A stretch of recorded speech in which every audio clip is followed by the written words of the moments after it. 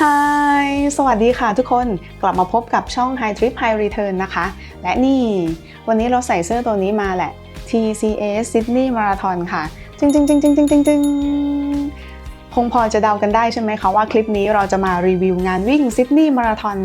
2024 ค่ะซึ่งคลิปนี้เป็นอีพิโซดที่ 2 แล้วนะคะต่อจากอีพิโซด 1 ที่เราพาไปชมบรรยากาศในงานวิ่งค่ะว่าระหว่างเส้นทางวิ่งมีอะไรเกิดขึ้นบ้างส่วนคลิปนี้ค่ะจะมารีวิวถึงข้อมูลทั่วไปของงานแล้วก็ความรู้สึกที่เกิดขึ้นนะคะตั้งแต่ตอนสมัครตอนไปวิ่งแล้วก็ตอนวิ่งเสร็จ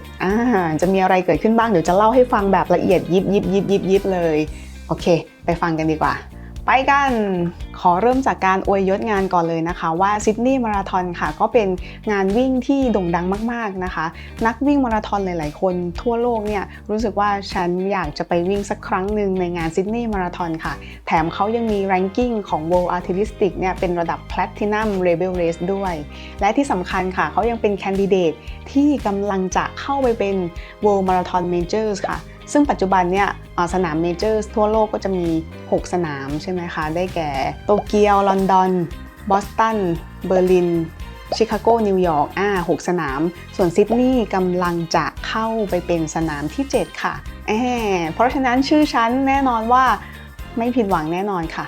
งานนี้นะคะจัดวิ่งกันในช่วงกลางเดือนกันยายนของทุกปีและเปิดรับสมัครในช่วงปลายเดือนกันยายนค่ะนั่นแปลว่าอะไรแปลว่าพอวิ่งของปีนี้เสร็จเขาก็จะเริ่มเปิดรับสมัครของปีหน้าต่อเลยนะคะเพราะฉะนั้นใครที่เล็งเอาไว้ว่าอยากจะไปวิ่งก็สามารถกดสมัครกันได้เลยตั้งแต่ช่วงปลายเดือนกันยายนค่ะยิ่งสมัครเร็วยิ่งได้ราคาที่ถูกกว่านะคะเพราะว่าจะเป็นราคา Super Early Bird ถ้าในช่วงต่อมาก็จะเป็น Early Bird Standard แล้วก็ Late นะคะราคาก็จะสูงขึ้นไปเรื่อยๆเพราะฉะนั้นใครรู้สึกว่าฉันจะไปวิ่งงานนี้สมัครไปเลยค่ะไม่ต้องคิดเราเชียร์มากๆว่าไปแล้วก็ประทับใจแน่นอนแถมได้เที่ยวด้วยสำหรับนักวิ่งที่เข้าร่วมในระยะมาราธอนนะคะก็จะมีประมาณ 40,000 กว่าคนรวมชาวต่างชาติแล้วก็ชาวออสซี่เองด้วยนะคะชาวต่างชาติก็จะมาจาก100 กว่าประเทศทั่วโลกเลยค่ะตามสแตทที่บอกมาก็คือเกินครึ่งหนึ่งของจำนวนประเทศในโลกนี้มาวิ่งที่งานซิดนีย์มาราธอนค่ะสนามนี้ค่ะดูไม่ค่อยเข้มงวดมากในเรื่องของเวลาในการเข้าบล็อกนะคะก็คือเขาเริ่มปล่อยตัวตอน 6 โมงตรงแต่ยังเปิดให้เข้าบล็อกได้จนถึงเวลา 6 โมง 56 นาทีค่ะก็เกือบ1 ชั่วโมงนะหลังจากเวลาปล่อยตัวนะคะเพราะฉะนั้นเนี่ยนักวิ่งที่มาเลทก็ยังสามารถเข้าไปเริ่มวิ่งได้ซึ่งค่อนข้างจะยืดหยุ่นเนาะเพราะว่าสนามที่เราเคยไปวิ่งผ่านๆมาเนี่ยเขาก็จะปิดไม่ให้เข้าบล็อกประมาณสัก20 นาทีหรือครึ่งชั่วโมงหลังจากเวลาปล่อยตัวของเวฟเราผ่านไปแล้วนะคะส่วนเวลาคัตออฟค่ะสนามนี้ระยะมาราธอนคัตออฟที่7 ชั่วโมงก็ถือว่าใจดีเหมือนกันนะคะสำหรับการรับบิบค่ะในงานวิ่งหลายๆงานเนี่ยก็จะชอบเรียกงานรับบิบว่างาน Expo ใช่ไหมคะแต่ของ Sydney Marathon เนี่ยเขาเรียกว่าเป็น Running Show ค่ะซึ่ง Running Show จะจัดขึ้นทั้งหมด3 วันก่อนที่จะถึงวันวิ่งในปีนี้ก็คือวันที่ 12, 13, 14 กันยายนค่ะตั้งแต่ 8 โมงเช้าจนถึง 2 ทุ่มนะคะสถานที่จัดคือ ICC Sydney ใจกลางเมืองเลยค่ะหาง่ายไปง่ายเดินทางง่ายหลักฐานที่ใช้คือใช้ QR Code ที่เราได้มาใน Confirmation Email นะคะก็เอา QR Code ไปโชว์ให้กับสตาฟรับ Racing Kit มาเหมือนงานทั่วๆไปเลยค่ะแล้วก็เสร็จเรียบร้อยนะคะหลังจากที่รับบิบแล้วก็ยังมีแบ็กดรอปให้ถ่ายรูปเป็นไอคอนิกของเมืองซิดนีย์แล้วก็มี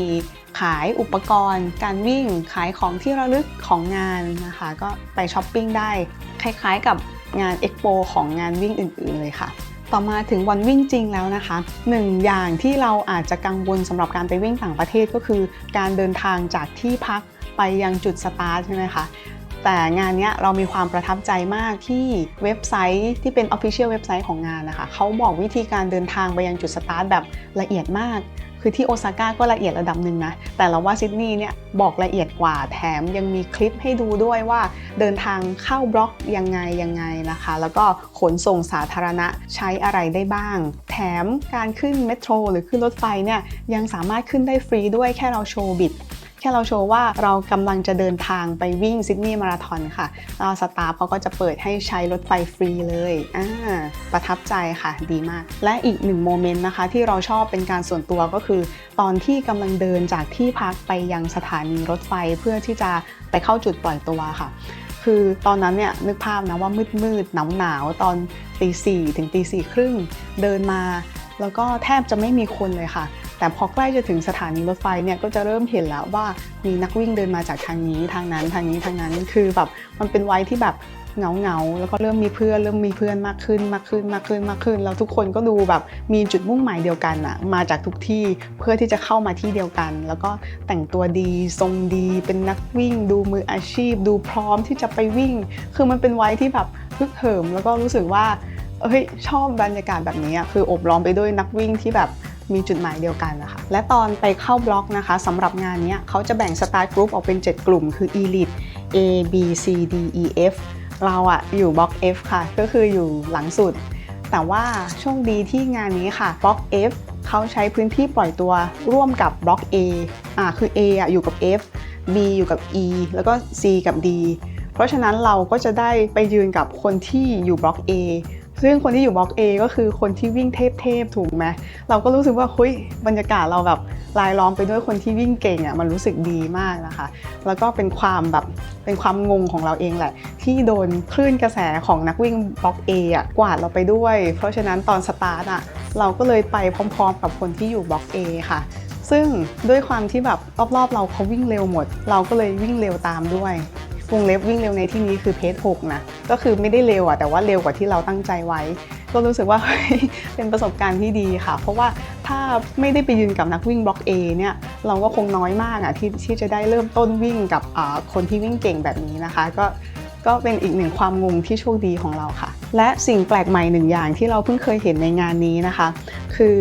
ตอนที่ยืนรอปล่อยตัวอยู่ในบล็อกเนี่ยอากาศ 8-10 องศาถือว่าค่อนข้างหนาวบวกกับมีลมด้วยใช่ไหมนักวิ่งหลายคนเขาก็จะใส่แจ็คเก็ตมาค่ะใส่แจ็คเก็ตใส่กางเกงวอร์มใส่หมวกไหมพรมเป็นอุปกรณ์กันหนาวมาสำหรับการยืนรอแต่พอใกล้จะถึงเวลาปล่อยตัวค่ะไม่กี่นาทีก่อนจะปล่อยตัวเนี่ยเขาก็จะถอดแจ็คเก็ตถอดกางเกงวอร์มถอดอุปกรณ์กันหนาวต่างๆเนี่ยวางเอาไว้ข้างๆอย่าเรียกว่าวางเลยคือเขาก็โยนไปข้างๆโยนกันไป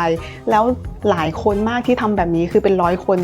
โยนแจ็คเก็ตตัวเองกองเอาไว้ข้างๆตอนที่เราเพิ่งเริ่มเห็นเนี่ยเราคิดว่าเดี๋ยววิ่งเสร็จเขาคงกลับมาเอามั้งแต่ว่า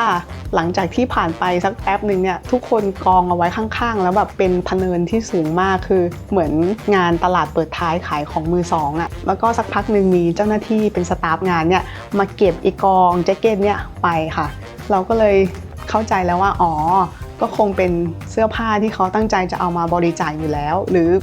คิดว่าคงไม่ได้ใส่แล้วก็คือใส่มาเพื่อที่จะกันหนาวก่อนปล่อยตัวแล้วก็ถอดทิ้งไปแล้วก็ออกสตาร์ทไปค่ะ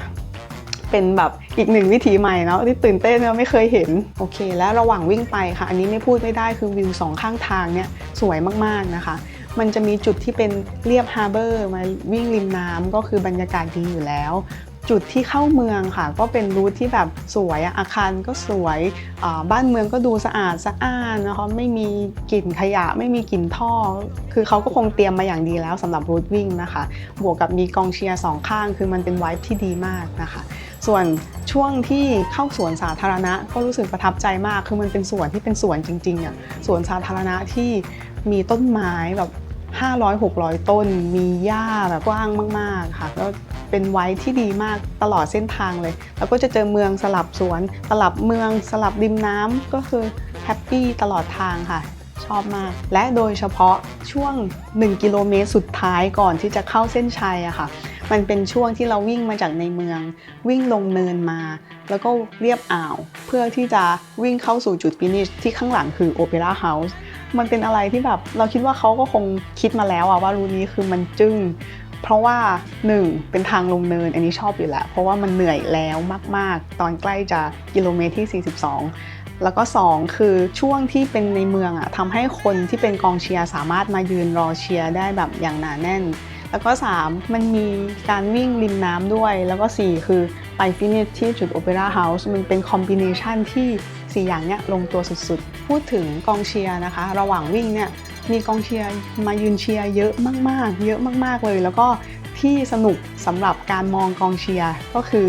ป้ายที่เขามาถือค่ะบางคนก็ถือป้ายแบบให้กำลังใจเนาะแบบ I'm so proud of you อะไร you can do it ก็แบบแต่บางคนเนี่ยก็ถือโค้ดเด็ดๆที่แบบโ ค้ดเจ็บๆหรือว่าแบบฮาๆสำหรับนักวิ่งอ่ะคือวิ่งไปอ่านไปวิ่งไปดูไปหัวเราะไปยิ้มไปมันก็รู้สึกว่าลืมเหนื่อยแล้วก็เป็นโมเมนต์ที่ดีในการวิ่งแล้วก็มีกองเชียร์มาเชียร์เรานอกจากกองเชียร์ที่ยืนถือป้ายนะคะหลายๆจุดก็จะเป็นดนตรีมีทั้งเปิดเพลงนะคะมีเต้นมีคนที่มาเล่นดนตรีสดมีทั้งกองเชียร์ที่เอาเครื่องดนตรีมาเคาะคือมันเป็นการสร้างความคึกคักสร้างสีสันให้กับระหว่างทางวิ่งที่ดีมากๆค่ะและอากาศของปีนี้ค่ะคือเรารีวิวก่อนที่จะไปวิ่งเนี่ยเราก็แอบไปดูของปี 2023 เนาะตอนที่เขาวิ่งกันเนี่ยประมาณ10 กว่าองศาปลายเลยแหละเกือบจะ20 องศาก็คือดูไม่หนาวมากเท่าไหร่แต่ว่าปีนี้ดันมาหนาวกว่าปีที่แล้วนะคะก็คือเหลือประมาณ10 องศาต้นๆบวกกับมีลมเป็นช่วงๆค่ะวิ่งไปเนี่ยบางช่วงก็ถึงกับปากแข็งเพราะว่ามันหนาวมากจริงๆแต่ถึงจะหนาวนะคะคือเราก็ใส่ผ้าบัฟไปเนาะช่วงกิโลแรกๆแล้วก็มีหลายคนบอกแล้วแหละว่าไม่ต้องใส่หรอกเพราะว่าวิ่งไปสักพักหนึ่งมันก็คงจะแบบเริ่มอุ่นเริ่มร้อนเนี่ยเราก็รู้สึกว่ากลัวหนาวว่ะกลัวทรมานว่ะระหว่างวิ่งก็เลยใส่ไปสุดท้ายก็ถอดอยู่ดีที่กิโลที่7นะคะเพราะว่าวิ่งไปแล้วมันร้อนจริงๆและสำหรับงานนี้นะคะเราก็เห็นว่านักวิ่งที่วิ่งอยู่รอบๆเราเนี่ยเขาดูวิ่งจริงจังมากเลยคือวิ่งแบบวิ่งเอาจริงวิ่งตั้งใจวิ่งเอาโล่คือทุกคนดูมีสีหน้ามุ่งมั่นแล้วก็ไม่เหยาะแหยะงานมาราธอนที่เราเคยวิ่งก่อนหน้านี้บางจุดอาจจะมีคนหยุดเดินคุยกันหรือวิ่งจ๊อกแต่ว่างานนี้แทบที่จะไม่เห็นคนเดินเลยหรืออาจจะเป็นเพราะเราปล่อยตัวมาพร้อมบล็อก A ก็ไม่รู้นะคือทุกคนดูแบบวิ่งจริงจังเป็นทรงนักวิ่งอันนี้ชอบการได้วิ่งแล้วรายล้อมไปด้วยคนที่ตั้งใจวิ่งมันรู้สึกมีความสุขมากสำหรับตู้สุขาหรือว่าห้องน้ำของงานนี้นะคะคือในระยะมาราธอนโดยปกติเราจะเข้าห้องน้ำ1 ครั้งก็ไม่ได้แบบโหยหาหรือมองหาตู้สุขาขนาดนั้นแต่ว่าทุกครั้งที่วิ่งผ่านเนี่ยแล้วก็หันไปสังเกตก็จะรู้สึกว่าคิวมันสั้นต่างจากที่โอซาก้าที่เราวิ่งผ่านทีไรเวลาเจอจุดห้องน้ำก็จะรู้สึกว่าคิวยาวแทบทุกจุดเลยหรือมันบังเอิญว่าเราไปตอนที่มันคิวยาวพอดีก็ไม่รู้นะแต่สำหรับซิดนีย์เนี่ยห้องน้ำแทบจะไม่มีคิวเลยจุดที่เราไปแวะเข้าคือกิโลที่25ไม่ต้องรอคิวไปปุ๊บได้เข้าเลยแล้วก็กลับมาวิ่งต่อได้เลยทำให้ไม่เสียเวลาเยอะนะคะก็เป็นอีก1 จุดที่ชอบค่ะอีก1 อย่างที่เกิดขึ้นตอนวิ่งนะคะเพราะว่าบังเอิญเสื้อที่เราใส่ไปวิ่งเราเขียนว่าไทยแลนด์อยู่ตรงข้างหลังทำให้คนที่วิ่งผ่านมาถ้าเกิดเขาสังเกตเห็นเสื้อเราเขาก็จะรู้ว่าเราเป็นคนไทยนะคะก็ระหว่างทางก็จะมีฝรั่งวิ่งมาแล้วพูดว่าสวัสดีครับสวัสดีค่ะก็แต่ว่าเป็นสำเนียงฝรั่งนะคือฟังออกว่าคงจะไม่ใช่คนไทยเขาก็พยายามพูดแล้วก็บางคนอาจจะบอกว่าสู้ๆค่ะอะไรอย่างเงี้ยแล้วก็ที่เด็ดก็คือมีคนนึงโฉบมาข้างๆแล้วก็บอกว่า Hi I love Thai food คือมันก็เป็นอีก1 บรรยากาศดีๆระหว่างวิ่งนะก็จะเจอแบบนี้อยู่ประปรายนะคะก็สนุกดีค่ะสำหรับจุดให้น้ำค่ะมีค่อนข้างถี่เลยทุกๆ 2.5 กิโลเมตรนะคะแล้วก็แต่ละจุดเนี่ยแบบเป็นโต๊ะยาวเลยพร้อมกับมีสตาฟหลายคนค่ะยืนถือแก้วน้ำที่ใส่น้ำพร้อมดื่มเนี่ยมายื่นให้อยู่แล้วคือเราวิ่งมาก็โฉบแล้วก็ดื่มได้เลยนะคะไม่ต้องไปหยิบจากโต๊ะด้วยซ้ำนะคะถือว่าแบบประหยัดเวลาแล้วก็เป็นเซอร์วิสที่ดีมากๆบนจุดให้น้ำแต่มีสิ่งหนึ่งที่ต้องระวังค่ะเหมือนกันทุกงานเลยคือบริเวณจุดให้น้ำมันจะเปียกไปด้วยน้ำมีน้ำอยู่บนพื้นแล้วก็มีแก้วพลาสติกแก้วกระดาษงานนี้เขาใช้แก้วกระดาษนะมีแก้วกระดาษแบบเกลื่อนกลาดมากถ้าวิ่งไม่ระวังหรือว่าไม่มีสติเนี่ยอาจจะเกิดอุบัติเหตุลื่นล้มได้เราเห็นนักวิ่งคนนึงนะคะเขาล้มไปซึ่งคิดว่าก็คงไม่สนุกถ้าจะต้องไปล้มนะคะเพราะฉะนั้นถ้าวิ่งผ่านจุดให้น้ำก็ให้ระมัดระวังหน่อยและที่ชอบมากค่ะก็คือเขาปิดถนน 100%ตั้งแต่กิโลเมตรที่0จนถึงกิโลเมตรที่ 42.2 ปิดถนน 100% ไม่มีรถเข้ามาย่างกรายเลยค่ะซึ่งดีมากๆชอบมากๆนะคะก็ถือว่าตรงตามมาตรฐานของ Platinum Level Race นั่นแหละสำหรับ Finish Time ที่เราวิ่งจบนะคะเช็คได้ในแอปพลิเคชันเลยค่ะโดยเอาเลขบิดไปเซิร์ชซึ่งของเรานะคะจบไปในเวลา4 ชั่วโมง 49 นาที 15 วินาทีค่ะ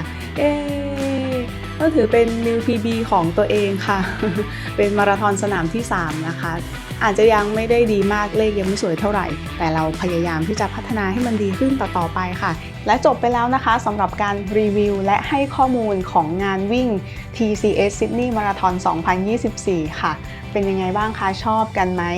ถ้าเพื่อนนักวิ่งคนไหนนะคะรู้สึกว่าอยากจะไปวิ่งต่างประเทศสักครั้งหนึ่งเราก็เชียร์สนามนี้คือ1สวย2ไปง่ายแล้วก็3ได้เที่ยวด้วยนะคะถ้าอยากได้ข้อมูลเพิ่มเติมหรือมีจุดไหนที่เราลืมรีวิวไปเนี่ยสามารถคอมเมนต์คำถามทิ้งเอาไว้ใต้คลิปได้เลยนะคะเรายินดีมากๆที่จะมาตอบแล้วก็มาให้ข้อมูลค่ะเพราะว่าเรารู้สึกอยากซัพพอร์ตให้ทุกคนเนี่ยได้ไปวิ่งได้ไปเจอกับประสบการณ์ที่ดีค่ะเอาล่ะงานหน้าเราจะพาไปวิ่งที่โคราชฮาล์ฟมาราธอนนะคะอย่าลืมติดตามชมด้วยนะคะแล้วก็ถ้าข้อมูลของในคลิปมีประโยชน์ชอบฝากกดไลค์กดแชร์กด Subscribe เพื่อเป็นกำลังใจให้ช่อง High Trip High Return ด้วยค่ะสนามหน้าเจอกันโคราชฮาล์ฟมาราธอนไป